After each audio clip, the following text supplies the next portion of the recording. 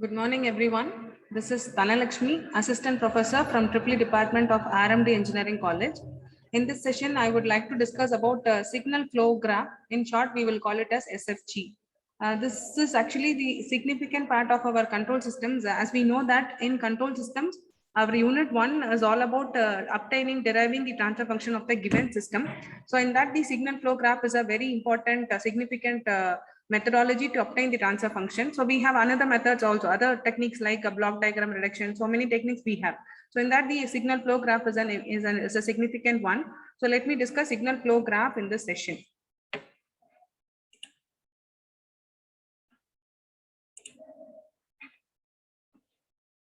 Okay. So signal flow graph, in short, we will call it as SFG. So the signal flow graph tells you the flow of signals from one node to another node, that is from the input point to the output point. So like block diagram reduction technique where we will be getting a transfer function, the same way in the signal flow graph also, using signal flow graph, we are going to obtain the transfer function of the given system. So we know already that the transfer function is the Laplace transform of output by Laplace transform of input, assuming all initial conditions to be 0. So so before proceeding with signal flow graph, and where the objective of the signal flow graph is to obtain the transfer function, first we should know about the Mason's gain formula. So Mason's gain formula, it states as that it gives you the transfer function T of S, which is actually the Laplace transform of output by Laplace transform of input, that is C of S by R of S. The formula for this transfer function by Mason's will be 1 by del summation of k pk into del k, right? Where this pk, where this k stands for the number of forward path. So in a signal flow graph, first the foremost step is to find the number of forward path. Then the number of forward path will be k, and based on the k, we will be getting the path gains. So therefore, after finding the number of forward path, we have to find out what is the path gain of the kth forward path. For each and every forward path, we have to find out the gain. So that is going to be my pk. Then we have to find out the del value. So here we can see the formula for del. Del is actually 1 minus sum of individual loop gains plus sum of gain products of all possible combination of two non-touching loops minus sum of gain products of all possible combination of three non-touching loops, plus like that it goes on. So here the formula tells you that we need to find out the sum of individual loops, then the two non-touching combination, then three non-touching, then four non-touching, like that it goes on, and it based upon the problem given to us, based upon the graph, signal flow graph which we have. So in some graph where we can get even four non-touching, five non-touching loops also, combination also. But in some problem where we will be getting only two non-touching, in some other problem where we will not get even two non-touching also. That depends purely on the signal flow graph given to us. So therefore, the formula tells you that it is the formula here is to find out the transfer function C of S by R of S. Formula is 1 by del summation of pk into del k, where del, as we already discussed, it is 1 minus sum of individual loop gains plus sum of two non-touching plus sum of minus sum of three non-touching plus sum of four non-touching, like that it goes on. So the next sign, the polarity will be changing alternatively for the terms. For example, here you can see that the second term is negative term, where the next adjacent term will be having positive. Then the next term will be having negative term. Like that it goes on. The sign will be alternatively changing. Then we should find out the del k. Here the del k is actually the del for the part of graph which is not touching that kth forward path. So as we know that we have to find out the number of forward paths. So for each and every forward path, we have to find out which is the part of graph that is not touching that forward path.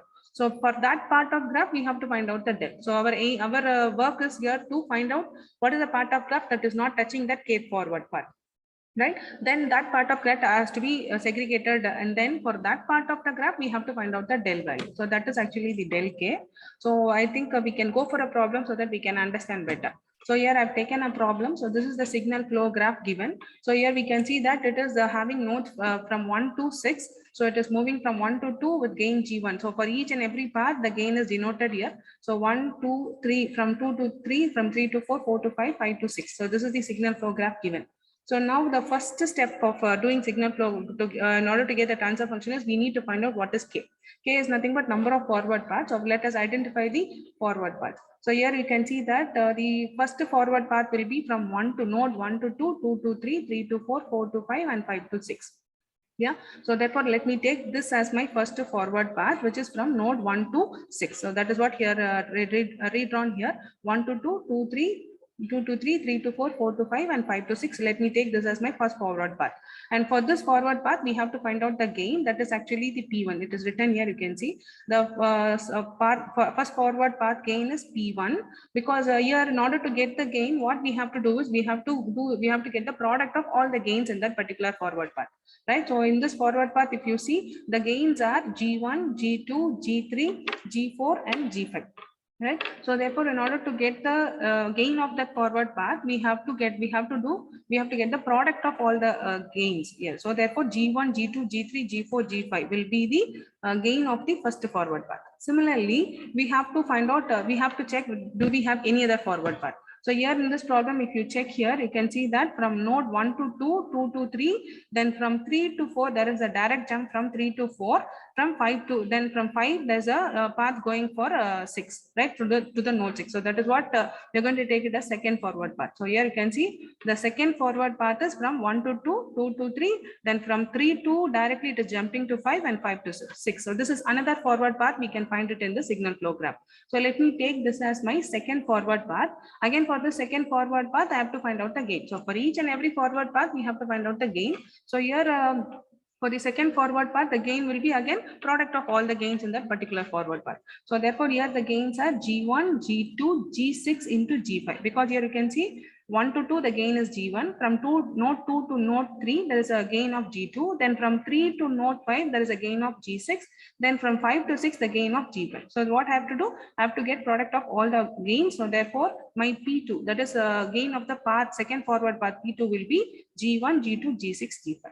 Right. So first step is we need to find out the forward path, possibilities of forward path, and for each forward path we have to find out the gain.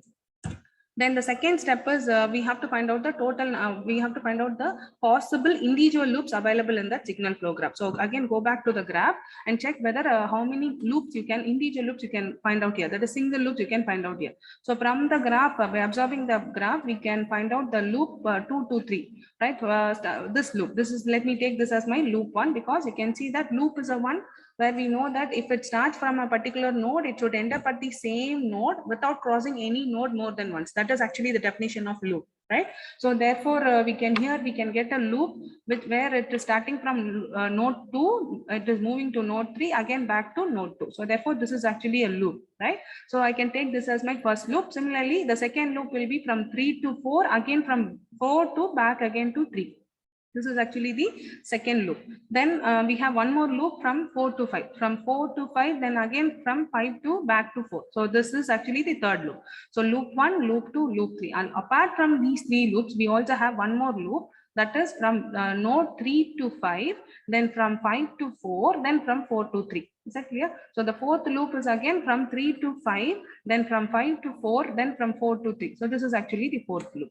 So therefore, here you can see that the possible single loops available in that signal flow graph. So here you can see this is actually loop 1 from 2 to 3, then from loop 2, 3 to 4, then loop 3 from 4 to 5, and the fourth loop is from 3 to 5, then from 5 to 4, then from 4 to 3. Right. So these are the loops, right? Individual loops available in the signal flow graph.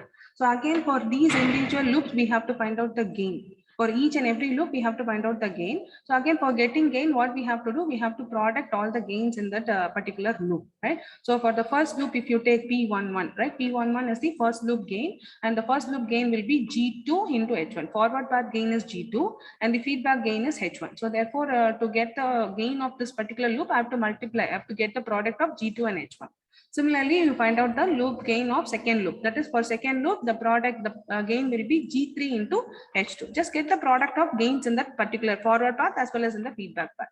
Likewise, we have to get the gains of individual loops. So therefore, here we can see that for the first loop, the gain is G2H1. For the second loop, it is G3H2. For the third loop, it is G4H3.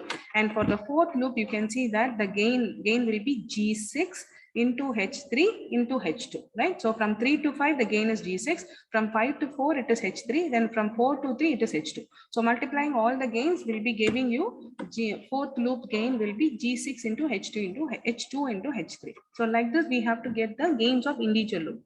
Then the next step would be, right, then the next step is we have to find out how many number of two non-touching combinations are available.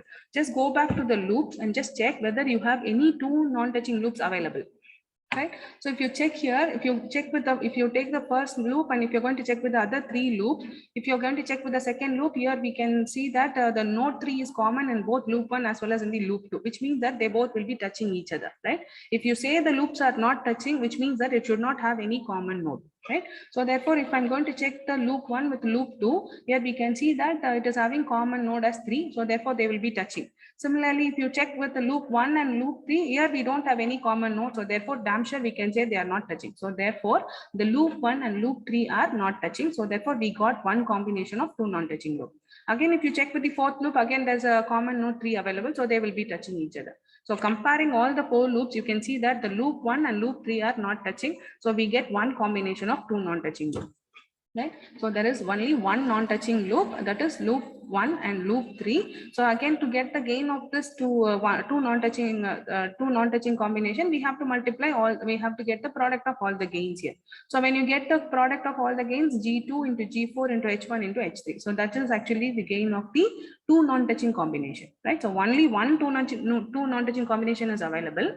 And for that one two non-touching combination, the gain will be the product of all the gains, G2, G4, H1, H3. So that is actually the gain. And if you go on again, you have to compare whether you have any other combination of two non-touching. But here, if we see that there's no other combination of two non-touching available, and three non-touching also is not available, four non-touching not available. So likewise, you have to check it for all the combinations. Then after finding two non-touching, now we have to find out the del part. When you take the del part, as we know the formula already, del is equals to 1 minus sum of individual loops. So here we have totally 4 loops, right? So P11, P21, P31, P41. So just sum up all the loop gains, individual loop gains, plus sum of two non-touching. Here we have only one combination of two non-touching, that is actually P21. Yeah. So just substitute in the formula where you will be getting your del value. Now comes the next important part, which is our del k part, right? Del k part, where del k part is nothing but k is nothing but number of forward paths. For this problem, we have totally two number of forward paths. Let me take the first forward path. Let me go back to the first forward path. So in this, taking the first forward path, we have to compare with the original graph, and we have to check whether any part of graph is not touching this first forward path. So if you check here, you can see that there is no part of graph which is not touching the first forward path at all. If you find any part of graph which is not touching the first forward path, then you have to take that part of graph, and for that part of graph, you have to find out the del value, right? But here you can see by checking, you can see that there is no part of graph which is not touching the first forward path. So therefore, my del 1 value will be 1, because here you can see del 1 value will be 1 because there is no part of graph that is not touching the first forward path. Similarly, you have to go and check the second forward path, and if you check the second forward path with the original graph, only node 4 is not touching. But if you see at the node 4, there is no complete part of graph, right? If you get a complete part of graph, then for that complete part of graph, you have to find out the del value again. But here again, we don't have any complete graph, complete part of graph which is not touching the second forward path. So therefore, for second forward path also, the del value will be 1. Yeah, so that's why we are getting del 1 1 and del 2 also 1. After finding all these things, we have to substitute everything in the formula in order to get the transfer function. So you know that the transfer function is 1 by del summation of k pk into del k. So when we expand this formula, it is p1 del 1 plus p2 del 2 by del, because here the number of forward paths is 2. So therefore p1 del 1 plus p2 del 2 divided by del. So as we already found p1 p2, right? As we already found p1 p2, del 1 del 2 value are 1, and del value also we found. So substituting everything, we will be getting the transfer function of the given signal flow graph, right? So this is how we have to get the transfer function from the given signal flow graph, right? So first thing we have to get, we have to find out the number of forward path and for gains of that forward path. Then we have to identify the individual loops, then 2 non-touching, 3 non-touching, 4 non-touching, it depends upon the problem. Then we have to get the del value, and then we have to get the del value for each and every part of the graph which is not touching those forward paths. Then finally, we have to substitute everything in order to get the transfer function. So this is how we have to get the transfer function from the signal flow graph. Thank you.